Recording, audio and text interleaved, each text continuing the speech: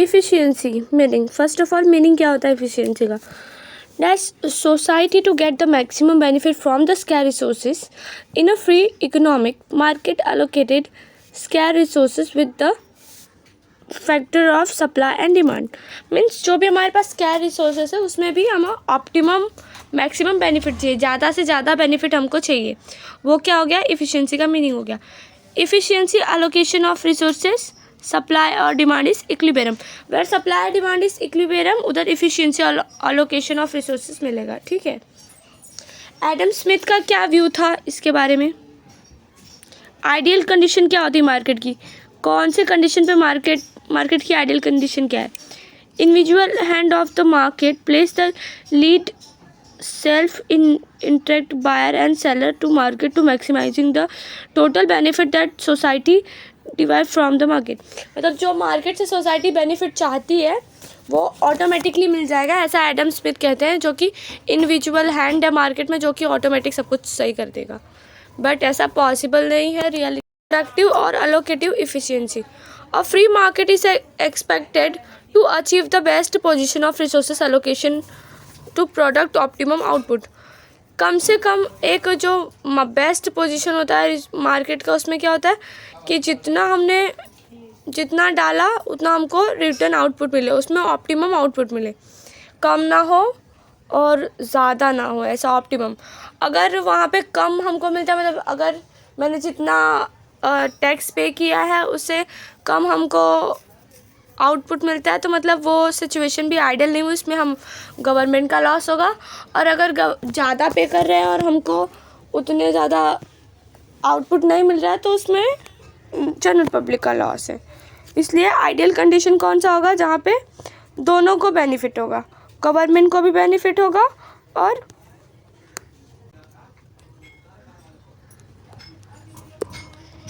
ये हो गया वाई एक्सेस, ये हो गया एक्स एक्सेस,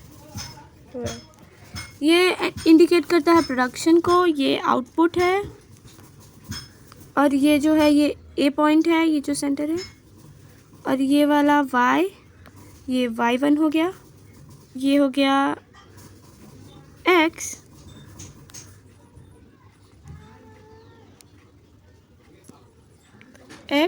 और ये x1।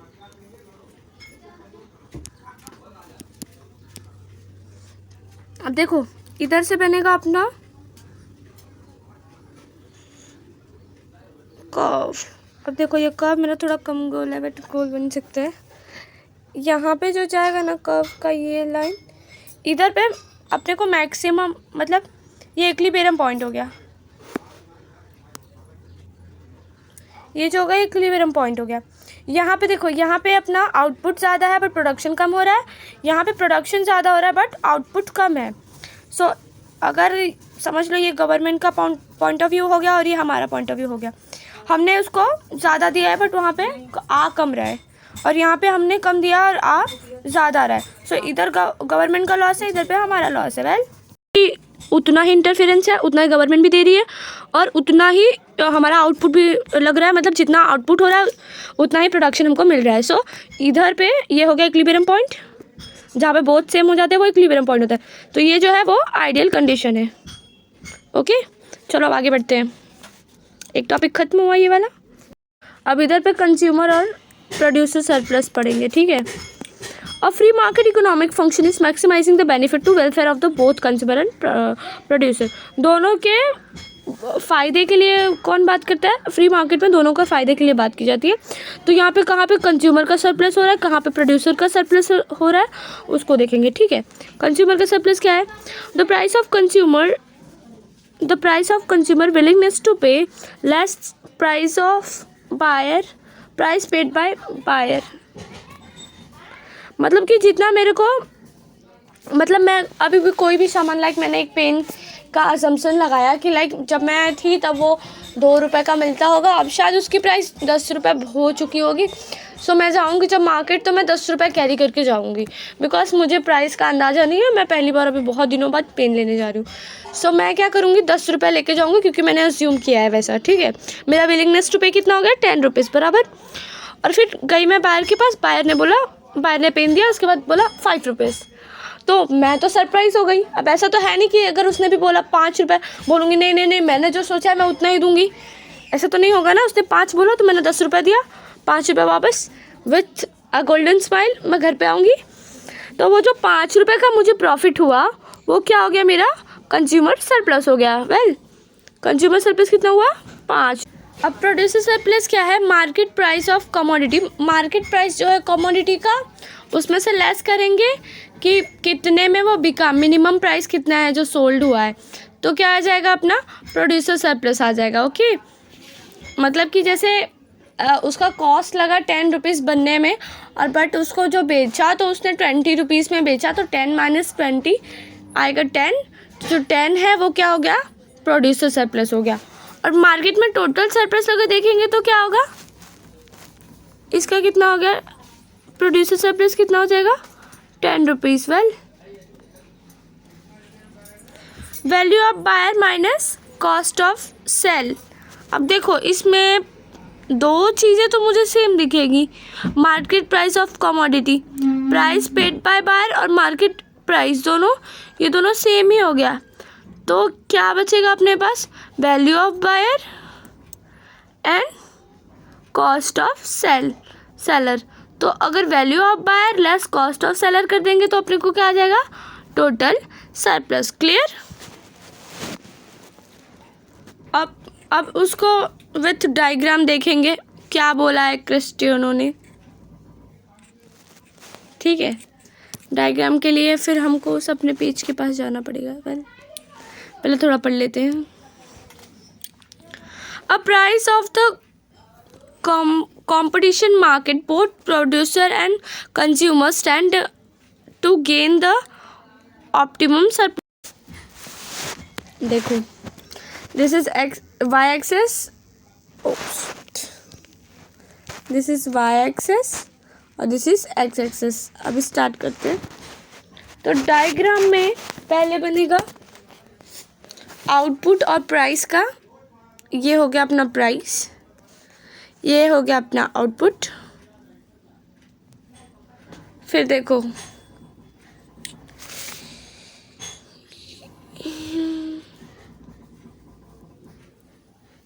ये हो गया कंज्यूमर सरप्लस और ये हो गया प्रोड्यूसर सरप्लस। अभी मैं एक्सप्लेन करती हूँ हाउ, कैसे हुआ, बिकॉज ये तुमको पता होना चाहिए। अब देखते हैं।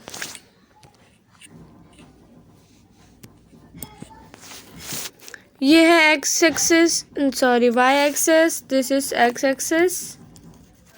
इधर आता है ऑलवेज ज़ीरो। कैसे बनाना है वो मेरे साथ देख लो। वेल बाद में इशू नहीं होना चाहिए। क्यू, ये हो गया प्राइस का पी, ये क्वांटिटी का क्यू। इधर पे क्या लिखते हैं, आउटपुट। मेरी राइटिंग बहुत ज़्यादा अच्छी है तो फिर इग्नोर इट। ओके, नहीं तो फिर लोचा है बाबू भाई। अब देखो अभी ये देखो, ये जो आउटपुट इतना हमने लगाया और इतने रेट में हमारा जो हमारा प्रोडक्ट है वो मतलब हमको मिला मार्केट में। ये समझ लो एक मार्केट प्राइस हो गया। ये जो लाइन है ये मार्केट प्राइस हो गया। आई यूज मार्कर फॉर दैट, अपने पास सब कुछ सुविधाएं हैं, देन यूज इट। ये जो हो गया ये क्या हो गया अपना मार्केट प्राइस हो गया। मार्केट प्राइस के जो ऊपर है ये क्या हो गया अपना कंज्यूमर सरप्लस बराबर, और मार्केट प्राइस के नीचे जो है ये क्या हो गया अपना प्रोड्यूसर सरप्लस। अब देखो कैसे हुआ, देखो जब भी हम कोई प्रोडक्ट बनाएंगे तो उसका इतना मेरे को पैसा, इतना क्वांटिटी में पैसे लगे और इतना टाइम, इतना आउटपुट मिला अपने को। ठीक है, तो ये हमारा प्राइस हो गया और सब कुछ हो गया, कितना लगा अपने को। और फिर इतना प्रॉफिट लेके जो अपना सेलर है उसने हमको बेच दिया। सो ये जो हो गया ये सेलर का हो गया, सेलर को जो बेनिफिट मिला प्रोडक्ट से वो हो गया बराबर। फिर जो कंज्यूमर ने ख़रीदा उसको इतने फ़ायदे मिले उस प्रोडक्ट पे, XYZ जो प्रोडक्ट था अपने पास उसको इतना प्रॉफिट मिला। ठीक है, अब समझ में आया कि मतलब जो हमको प्रॉफिट मिला वो कंज्यूमर सरप्लस, जो एक्सपेक्टेशन रहेगी उससे कम में मार्केट प्राइस रहेगा तो हमको बेनिफिट मिलेगा ना, कंज्यूमर को। और जो कॉस्ट रहेगा, जो प्रोडक्ट बनाने में जो प्रोडक्शन कॉस्ट आता है, उससे ऊपर जब मिलेगा तो क्या हो गया, वो कंज्यूमर सरप्लस हो गया। समझ में आया? अभी इसका नेमिंग देख लो, वही नेमिंग करने का। बी, ये हो जाएगा ई, ये हो जाएगा एस एक्स, ये हो जाएगा डी एक्स। ये डिमांड की लाइन होगी, सप्लाई का। ओके,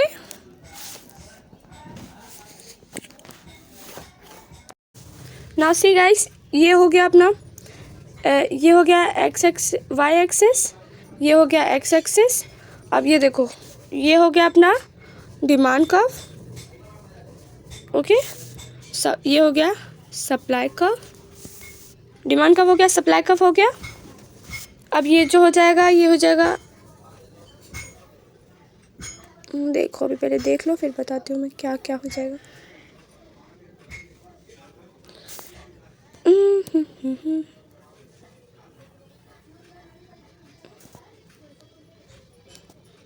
कलर चेंज करते हैं पेन को for the better explanation. Okay,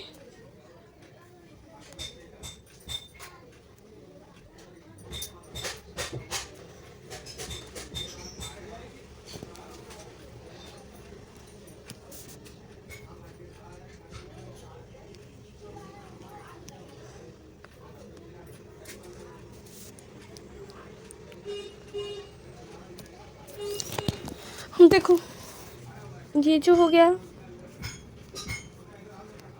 ये पूरा अपना ये हो गया Q1, Q1, Q2 और ये हो गया Q बराबर। ये जो है ये क्या है, वैल्यू टू द बायर,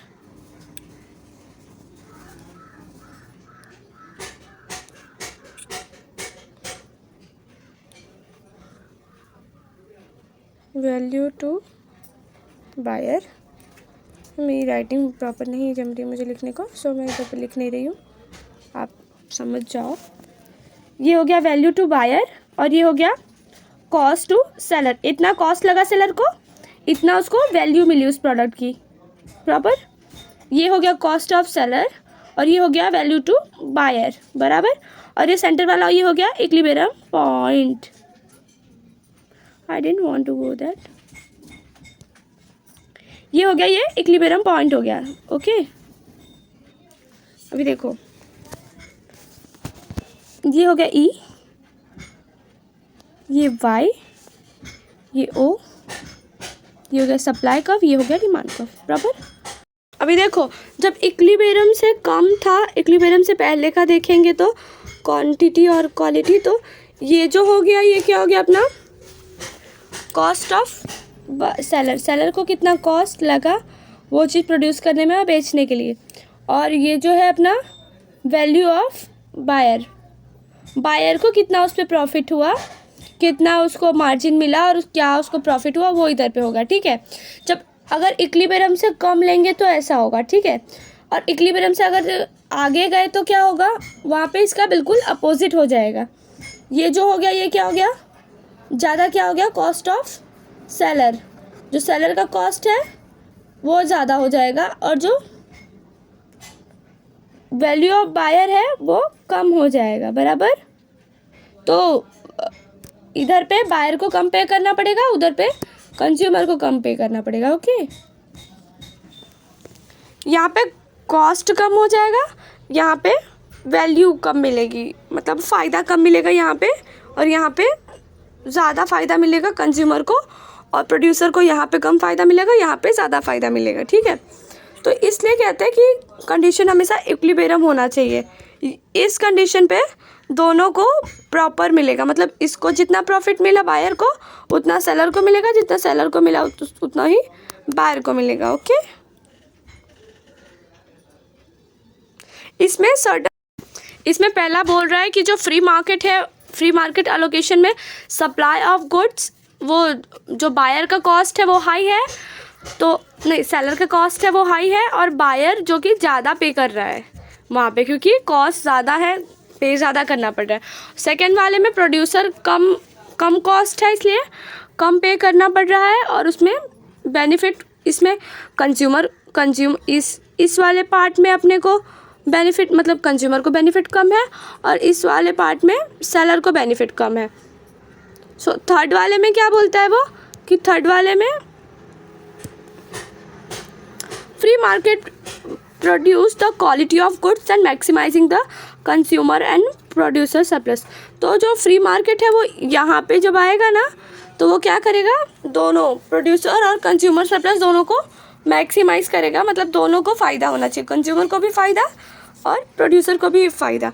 यहाँ पे ये पूरा गवर्नमेंट पे अप्लाई होता है, मतलब जो गवर्नमेंट स्कीम्स आती है, जितना हम टैक्स भर रहे हैं उतना हमको उस स्कीम से बेनिफिट मिल रहा है या नहीं मिल रहा है, वो यहाँ पे कंज्यूमर की जगह पे आ जाएगा जनरल पब्लिक, एंड सप्लायर हो गया अपना गवर्नमेंट। वेल अब चलते हैं नीचे।